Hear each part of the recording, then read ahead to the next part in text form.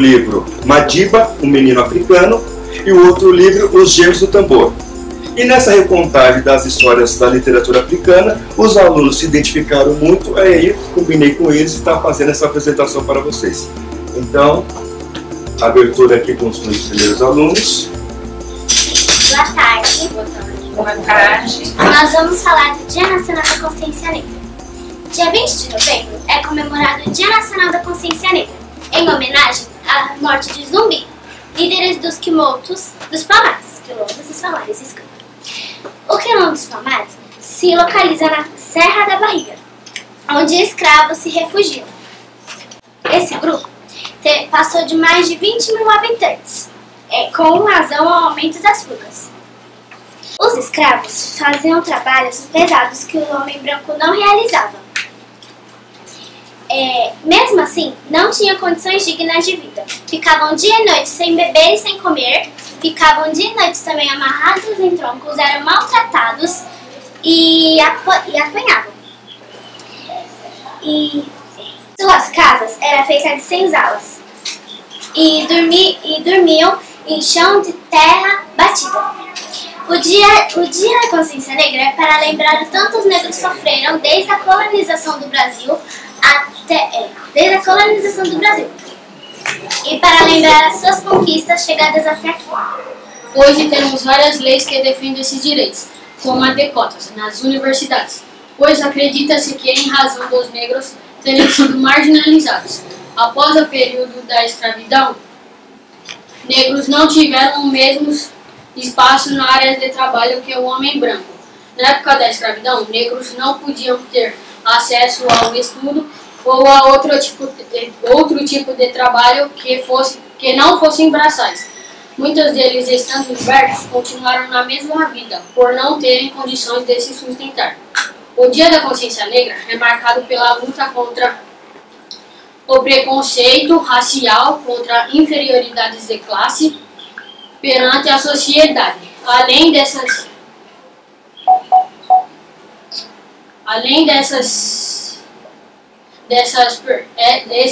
assuntos serem enfatizam sobre o respeito de que pessoas humanas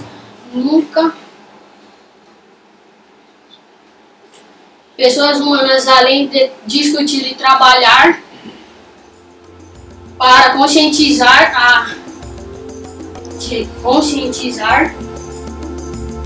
a importância da raça negra.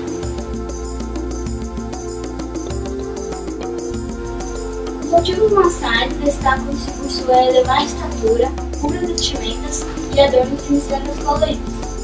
Os homens tingem a pele e os cabelos trançados em um tom avermelhado. Os jovens guerreiros carregam escudos de couro de búfalo, espadas e lanças. São famosos por seus ornamentos feitos com fio de melões. Seus contos, provérbios e adivinhos refletem a cultura e o ambiente em que vivem. Eles são rodeados de animais e suas histórias espelham esse universo. Eles também abordam os mistérios da criação, sobre uma infinidade de relatos sobre a origem do Sol, da Lua, das estrelas e dos eclipses. Em Os Gêmeos do Tambor, o mundo mágico dos Maçais é apresentado aos leitores. Desfrutem então desse reconto da expressiva literatura oral africana. A vida e a morte não são iguais, um provérbio Maçai. Os Maçais são um povo guerreiro que espalham-se em grupos pelo Quênia e a Tanzânia. São famosos por sua relação afetiva com o gado e por suas lendas, mitos e adivinhos. Uma das histórias mais conhecidas desse povo narra um dos costumes dos Maçais, de que os homens, dependendo de suas posses, podem ter muitas esposas.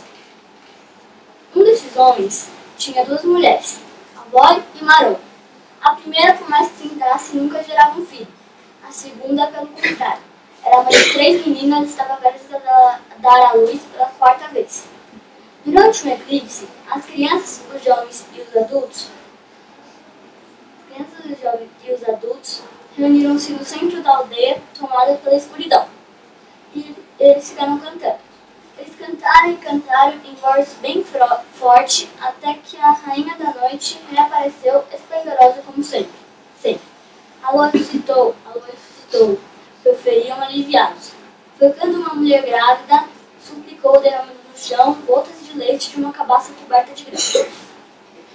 Ó lua querida, dê-me uma criança saudável, o Marogo, seguindo os conselhos Maasai, seguindo os conselhos do provérbio Maasai. Não se deve fazer um tecido para carregar as costas de uma criança antes de um bebê nascer. Dizem que a lua tem ouvidos e escuta tudo, então atendeu o seu desejo em dobro. Marogo, no dia seguinte, teve 2 filhos gêmeos, da cor da noite e dos olhos brilhantes como as estrelas. A outra mulher que não podia ter filhos, que não podia engravidar, ficava com medo de seu marido perder o interesse por ela. Então foi até a cabana de sua rival, pegou as crianças, tirou-as da cabana construída com uma mistura de estrume de vaca e lama, e cortou a ponta dos dedos delas com uma ponta de uma faca. Depois colocou-os dentro de um tambor e jogou-os nas águas de um rio que tinha ali perto da aldeia. Logo depois, voltou sem suspeitas ao interior da cabana e espalhou o sangue na qual tinha tirado da roupa das crianças na sua rival, Marogo. Então, ela eloquentemente começou a gritar: socorro, socorro! Marogo matou seus próprios filhos, assim acordando todos os povos da aldeia. Então, como castigo, deram para Marogo como que ela cuidasse de um rebanho de burro para toda a sua vida. O tambor que a mulher invejosa jogara no rio foi carregado para terras longínquas. O velho pescador, que estava sentado no barranco, viu o instrumento e puxou para a margem com uma vara. Como foi sua surpresa ao ver no fundo do coro e lá haviam 2 crianças dormindo. O velho ficou chocado com a maldade, então decidiu cuidar das crianças como se fossem seus filhos, e deu-lhe os nomes de Kumi e Kindogoi. O tempo é como o vento, e passa depressa. Os garotos logo aprenderam a pastorear o gado e a observar os fenômenos da natureza. Kumi e Kindogoi, ao anoitecer, apreciavam os homens que propunham adivinhas uns aos outros. Estão prontos? Perguntava desafiante. Estamos, respondiam os outros. Eu tenho 2 peles, uma para me deitar e outra para me cobrir. Quais são elas? O céu e a terra, respondia o esperto. Os irmãos inseparáveis também adoravam histórias como a do monstro Seekindongo, que era dono de uma cauda tão enorme que não dava nem para ver o fim do seu rabo. Eles também adoravam lendas como a briga entre o sol e a lua. Antigamente, eles eram casados, mas depois da separação, cada um foi para o seu lado. Desde então, eles se põem em horários diferentes. O sol, envergonhado, não gosta que as pessoas fiquem olhando para o seu rosto, já que ele ainda guarda algumas cicatrizes da luta contra a lua, por ser ele brilha tão forte para que ninguém possa enxergar. Já a lua, como praticamente toda mulher, ela é muito vaidosa e adora ser mirada e elogiada por sua beleza. Nas noites de lua cheia, os homens maçais jogam pedras em direção à lua e pedem: ó lua, dê-me uma longa vida. Kumi e Kindogoi cresceram robustos feitos troncos de um baobá. Submeteram-se a algumas cerimônias de iniciação que todos os rapazes maçais devem se submeter até serem considerados homens e tornaram-se guerreiros. O velho pai adorava ver Kumi e Kindogoi com suas longas lanças e escudos feitos com pele de búfalo dançar nas danças tradicionais com sinetas amarradas no tornozelo. Mas desde que eles eram pequenos, Kumi e Kindogoi receberam o apelido de Gêmeos do Tambor. Esse apelido os intrigava muito, mas ninguém sabia lhe contar o segredo. Um pouco antes de morrer, o velho pai, que adotara os meninos tão carinhosamente, chamou eles e contou a eles a sua história. E então os rapazes resolveram visitar a terra onde que eles nasceram. E para eles não chegarem de mãos vazias, eles resolveram levar o que os maçais consideram de mais importante e também sua principal fonte de alimentação, que é uma parte do grupo. Depois de muitas andanças caminhando às margens do rio, eles chegaram em imediações de Muincangue, um típico acampamento de Maçã. Do lado de fora da paliçada, recoberta de espinhos, que protegia as cabanas contra ataque de leões, uma senhora de rosto triste e cansado tomava conta de um rebanho de burros. Ainda que o Eia disseram em forma cortês como haviam aprendido a cumprimentar sempre que encontrasse uma mulher mais velha. Igor sussurrou à frágil pastora. Depois de saudá-la, os gêmeos perguntaram curiosos: por que a senhora está fazendo esse trabalho que é de criança? Estranharam mais ainda ao ver que ela tinha a cabeça raspada, um sinal que era uma mulher casada. E é muito doloroso dizer isso a vocês, mas fui obrigada a cumprir esse trabalho degradante, disse ela de cabeça baixa, envergonhada, sem coragem de encarar os recém-chegados. Mas como eles eram teimosos, eles teimavam em saber muito a verdade porque aquela mulher estava fazendo aquele trabalho. Então ela revelou que tudo tinha sido culpa da ciumenta avó, a outra esposa de seu marido. E ela consultaram um curadeiro, ou seja, um sábio, que através de um sonho revelara que a ciumenta avó roubara seus gêmeos, furava o dedo dos dois e jogava eles dentro de um rio, dentro de um tambor, para que morressem afogados. Mas como não haviam provas, nada pôde ser feito. Depois que eles escutaram essa terrível história, exclamaram: Mãe, seus filhos somos nós, veja a cicatriz na ponta de nossos dedos, disseram exibindo as mãos. Depois dessa conversa, eles perguntaram qual era o nome do pai dele e se ele já tinha morrido ou não. Kipetete morreu há poucos anos, disse Marogu. Vocês têm 3 irmãs, cresceram linda como vocês, casaram-se e moram longe daqui. Os moradores da aldeia espantaram-se ao ver que Marogo entrara na comunidade toda enfeitada, em volta de um pano vermelho e com seus brincos longos e com seus colares de contas. E depois de saudá-las, os gêmeos pediram uma reunião para defender aquela pobre mulher. O desejo de Kumikindogoi foi atendido, e essa reunião foi feita, e aquela mulher deixou de fazer aquele humilhante castigo, e que a inveja e a maldade caia sobre ela mesma, disse os gêmeos. Então ciumenta Boy foi condenada a fazer aquele trabalho até o resto de sua vida, e eles levam um provérbio com ele: quem com ferro fere, com ferro será ferido.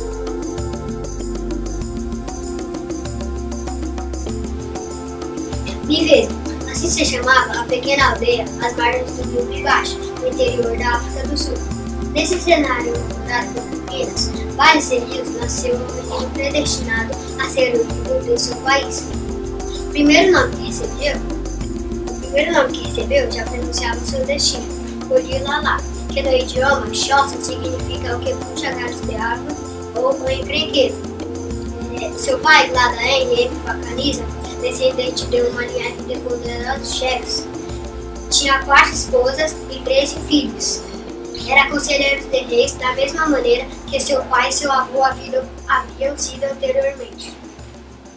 O menino, desde os primeiros anos de idade, viveu cercado de mulheres, porque os homens eram forçados a sair das aldeias e trabalhar nas fazendas e nas minas de ouro do homem branco.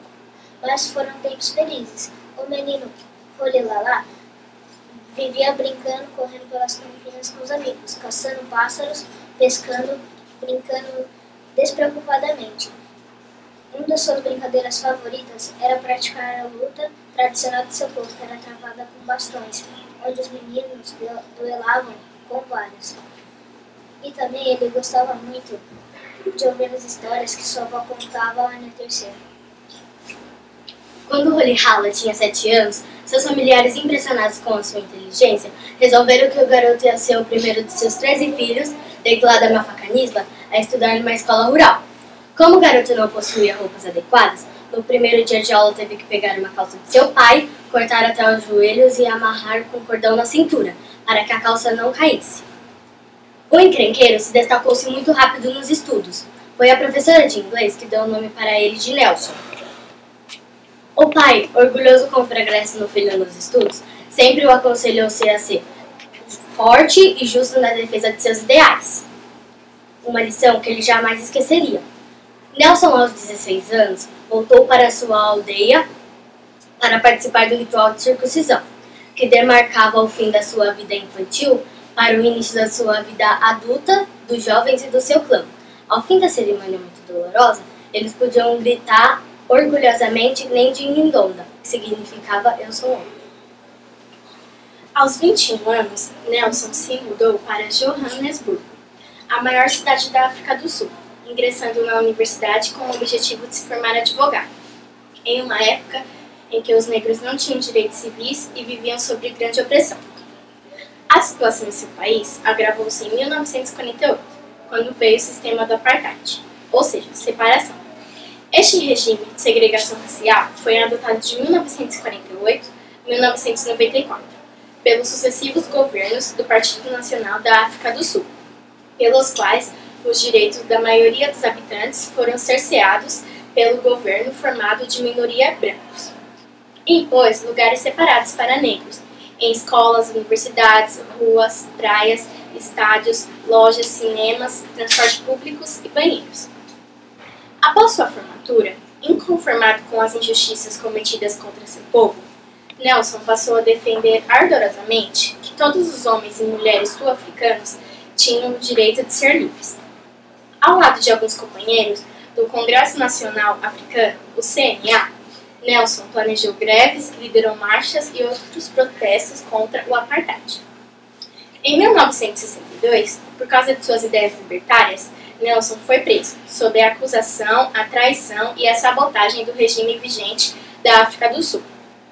Em 12 de junho de 1964, após um longo julgamento, Nelson e alguns companheiros foram condenados à prisão perpétua em Robben Island.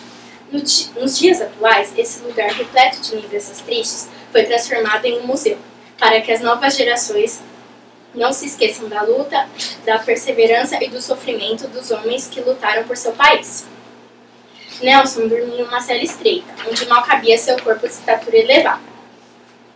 Para quebrar o ânimo dos prisioneiros, os guardas submetiam-nos a trabalhos pesados, forçando-os a quebrar pedras.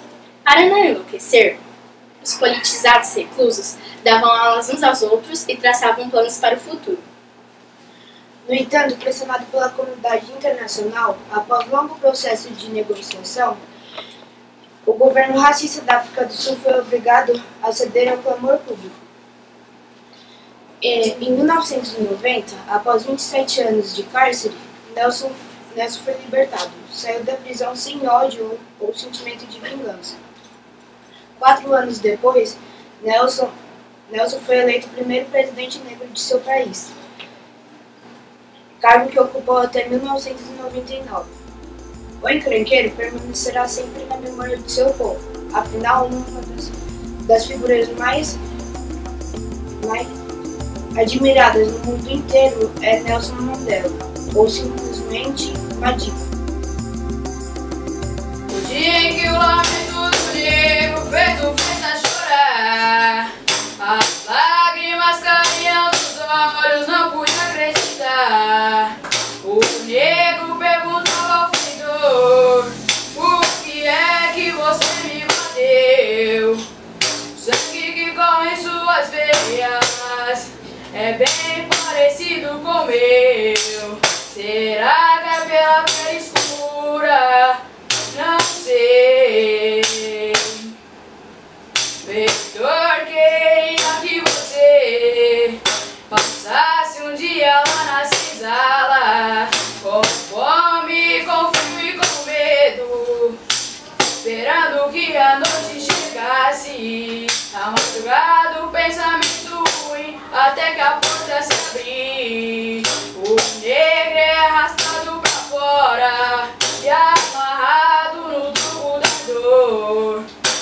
Mas quando chegar o seu dia, o dia do juízo final, você vai ficar frente a frente com o negro do canavial e verá que tua pele clara ou não vai permanecer. Foi um dia, o dia em que o lamento do negro fez o Feta chorar. As lágrimas caíam dos olhos, não pude acreditar. Obrigado.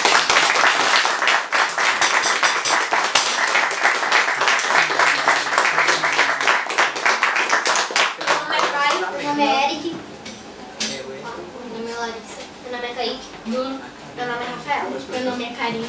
João Vitor.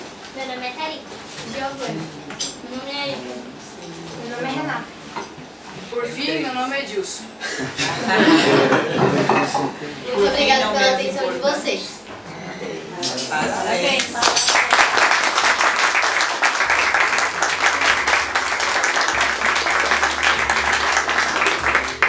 Bom, pessoal, parabéns para vocês. Vocês realmente fizeram com muita disposição, com muita vontade. E é isso que a gente tem que fazer pela nossa vida, pela vida de vocês, principalmente, que vocês são uma geração que tem muitos caminhos a percorrer, né? Levam esses conhecimentos que vocês adquirem aqui na escola, aqui, por todos os professores que vocês passaram e que ainda irão passar, porque é isso que vai fazer vocês cidadãos, pessoas de bem, pessoas com moral elevada, mas sobretudo pessoas que possam participar de uma sociedade igualitária, justa, aonde vocês possam sempre fazer a diferença. Vocês merecem, vocês estão de parabéns.